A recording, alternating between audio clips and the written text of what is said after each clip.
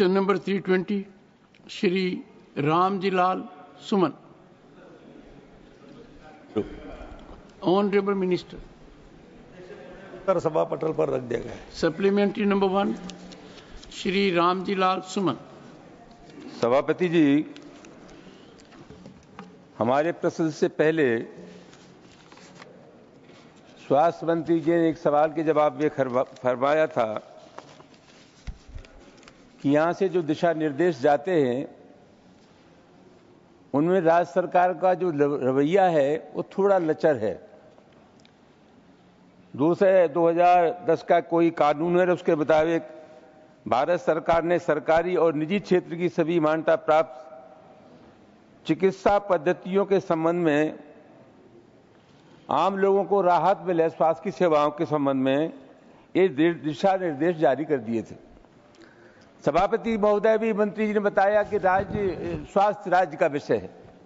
मैं आग्रह यह करना चाहूंगा आपके मार्फत सभापति महोदय कि भारत सरकार जो कुछ लागू करती है, यहां से जो आदेश जाते हैं, फरमान जाते हैं और सरकार जो इंप्लीमेंट करना चाहती है वो राज्य सरकार के मार्फत करती है। मैं मंत्री जी से ये जानना चाहता हूं कि आप जो यहां से दिशा निर्देश जारी करते हैं राज्य सरकारों को, अगर राज्य सरकार वो दिशा निर्देश आपका पालन नहीं कर रही है तो क्या आपने कोई ऐसा तंत्र विकसित किया है, मैकेनिज्म डेवलप किया है जिसके चलते राज्य सरकारों पर आप नियंत्रण रखें, उनकी निगरानी करें और जिस मंशा से आपने राज्य सरकार को लिखा है वो मंशा आपकी पूरी हो? मैं ये जानना चाहता हूं। माननीय मंत्री जी।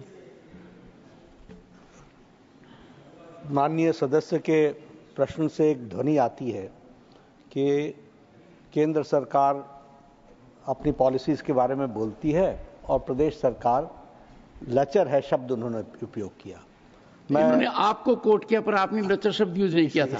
इसीलिए मैं करेक्ट कर रहा हूं कि मैंने कभी नहीं कहा, हमने ये कहा कि the capacity of the state has to increase as far as the implementation of the for the utilisation of the funds.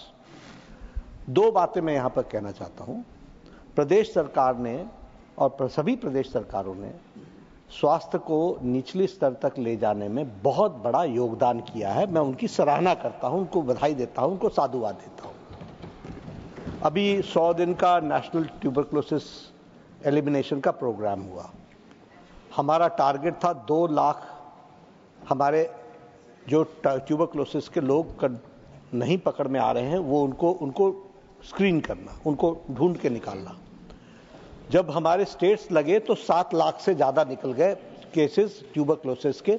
ये हमारी इफेक्टिविटी निचले स्तर पर है।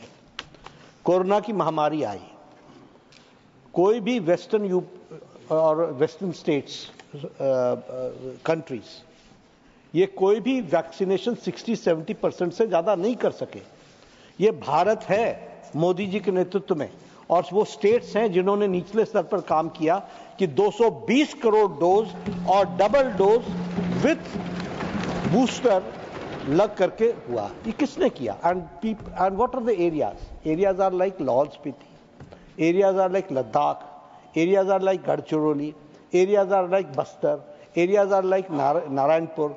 ये सब डिफिकल्ट एरियाज, एकदम दूर दराज के एरियाज, यहां भी हमारे वर्कर्स ने पहुंच करके वैक्सीनेशन किया। इसलिए इंप्लीमेंटेशन का पार्ट बहुत अच्छा है। और उन्होंने लेप्रेसी एलिमिनेशन में, कालाजार एलिमिनेशन में, सभी कामों में नीचे स्तर पर हमारे सभी स्टेट्स ने बहुत अच्छा काम किया है।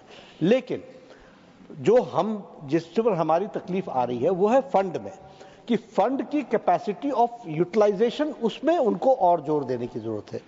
हमारा हर प्रोग्राम के बारे में समय समय पर उनके साथ माननीय सदस्य को बताना चाहूंगा कि हमारी वार्ता भी होती रहती है, वीडियो कॉन्फ्रेंसिंग भी होती रहती है। हेल्थ मिनिस्टर से बातचीत करके जहां जहां जो कमी होती है उस पर हम रिपोर्टिंग भी लेते हैं और उनको हम फाइनेंशियली, टेक्निकली सपोर्ट भी करते हैं। सप्लीमेंट्री नंबर 2 श्री रामजीलाल सुमन। जो सरकारी स्वास्थ्य सेवाएं हैं सभापति जी, उनकी हालत अच्छी नहीं है। आप एम्स को देख लें सभापति जी, यहाँ महीनों तक कितना भी कोई सीरियस पेशेंट हो उसको बेड नहीं मिल पाता।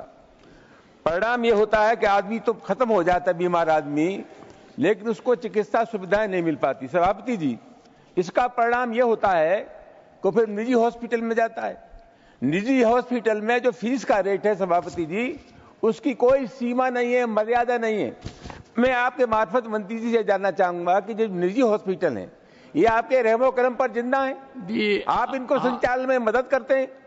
The House stands adjourned to meet at 2 p.m. today.